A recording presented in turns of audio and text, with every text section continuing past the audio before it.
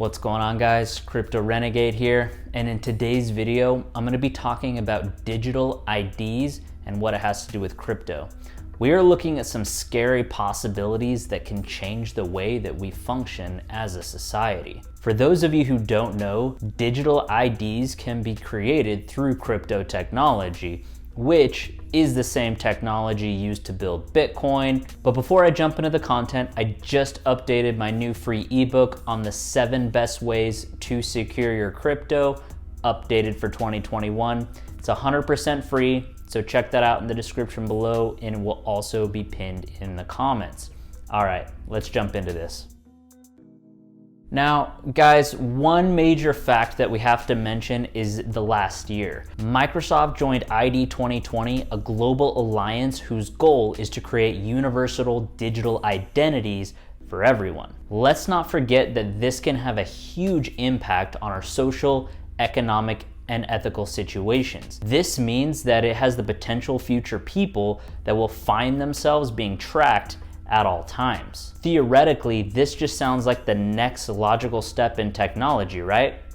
Well, if you hadn't noticed, last year a pandemic erupted out of nowhere, causing all of us to obey the governmental lockdowns globally. But what if the pandemic was created purposely to cover up something else? Something maybe more sinister? So what do we have here? Bill Gates, ID2020, digital asset, blockchain. Something seems a little fishy. Then we go ahead and we see the Rockefellers plan and their connections to ID2020.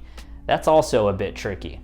And lately we see Microsoft's blockchain identity tools being built on Bitcoin and mainly Ethereum. But what is ID2020 and what's all the big deal about here? Well, let's just put it into perspective. For the moment, you have some of your stuff online and others offline. Your current ID card, despite the fact that it can be scanned, is still a physical card you keep in your wallet. Now imagine having everything online. There are currently 1.5 billion people around the world without any identification. So the main excuse for ID2020 is to give the chance to everyone to get recognized, but what about the rest of the people that already have identification? This is where things get interesting. An advisor to the ID2020 Alliance, which aims to bring digital identities to billions of people on the blockchain, has resigned over the organization's direction on digital immunity passes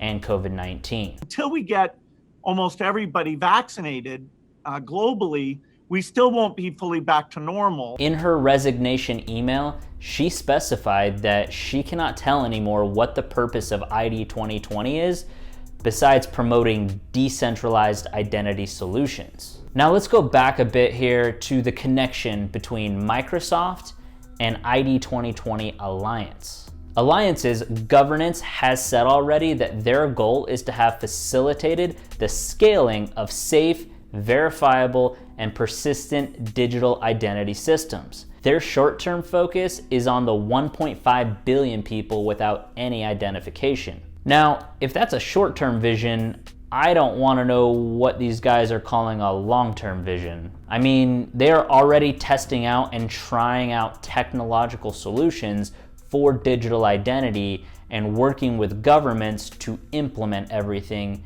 as being mandatory. So what more do they want? World control? But you, like an idiot, wanted to take over the world. And you don't realize there is no world anymore. It's only corporations. Apparently, yes. Their long-term vision revolves around the goal of universal digital identities. This is huge because we are not only talking about people here. This project will include political accords among United Nations members. Imagine a new model of identity. Surely as global connectivity keeps growing and every day we are seeing new emerging technologies, the need for control calls for new updated tools. Now let's break everything down here for a second so that everyone gets to understand what exactly I'm talking about. Did you know that in 2015, all the members of the United Nations made a deal to provide identity for everyone in the world by the end of 2030? Are you surprised by what you just heard? Enter smartphones. Almost everyone in the world at this point has a smartphone nowadays. This is all about global connectivity. Smart devices allow new registration methods and enable consistent interaction with identity data. You are probably all thinking, what do smartphones have to do with digital IDs? Enter emerging blockchain technology. It's simple, right?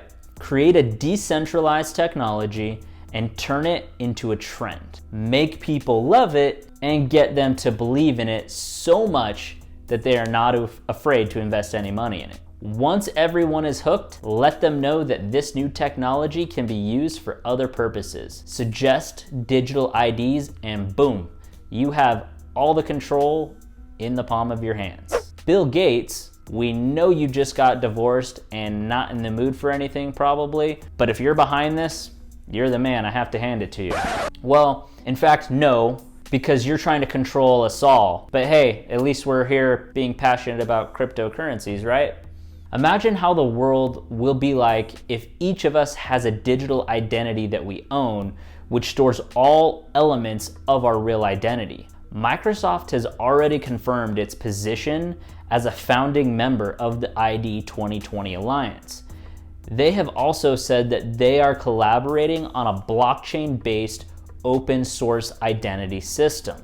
This system would allow the interoperability of people, apps, products, and services across cloud providers, other blockchains, and organizations. Now, when we say blockchain here, this is what we mean. Blockchain data doesn't exist in a centralized location, but is hosted on millions of computers across the internet in a decentralized fashion.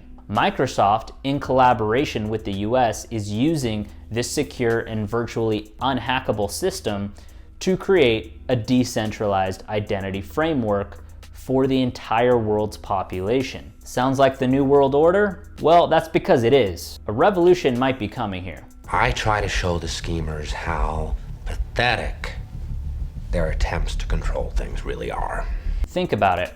Our smartphones are already being used as a kind of tool for proof of identity. We use them to buy and sell merchandise online or in person. We use them for mass transit or to open hotel room doors. There is almost no limit as to what we use our smartphones for. Our smartphones are currently the primary portal intricately interweaving our digital identities with our physical world. Now think about your SIM card for a second. The Alliance, the more I say this, the word gets scarier, is trying to collaborate with nearly 800 mobile operators to simplify SIM card registrations. They are trying to find flexible ways to make everything easier for proof of identity requirements for forcibly displaced people so they can access mobile services, SIM-based energy services, and wallets. You don't really feel comfortable hearing that, do you? I mean, sure, the idea of having everything in one place sounds pretty alluring, maybe enough, but what are some of the downsides of this besides the obvious? The Alliance insists that digital identity should be with a person from birth to death. How convenient for them, right? But if their long-term vision is to assure digital identities for everyone from birth until death, who is going to have control over all of this private, intimate data? Will this practice be forced upon everyone? And by whom? What about the people who don't want to participate? Will they just be shut outside of the so-called veneer society? Because if you think about it, the lack of digital identity is now keeping some people from participating in modern society. But the totality of digital identity will keep others from participating in a real society and economies. What is the result of it all, and how will it be put to practice? Not everyone wants to carry around a smartphone. Will these guys use chips? Is that why Bill Gates is insisting on people to do everything they can to get a vaccine? What's inside this vaccine? We don't know. Things are looking very fishy around here. Or will they just use an imprinting tattoo that you can scan and it tells you everything about you from your birth? Now that's even a scarier idea to think about, but entirely possible. Now we understand why Elizabeth Ramirez, the advisor of ID2020 Alliance, resigned. There is no real answer to these questions yet, and it is even scarier if there is. You see, the main problem is that the main partners behind these projects are private companies, and they are not even clear why they want to do such a thing. Is this more for privacy protection, or is this a matter of making sure that everyone is recognized in a modern society? If so, why is this project overly influenced by private companies such as Microsoft, Accenture, and Hyperledger? It honestly looks like a solution looking necessarily for a problem. Remember, it is never a good thing when 2 or 3 wealthy groups want to offer something which benefits the masses, especially if we are talking about digital IDs and it's going to be offered for free. You can smell the greed for control and further restrictions from the very screen of your computer, and it doesn't smell good. We all need to wake up.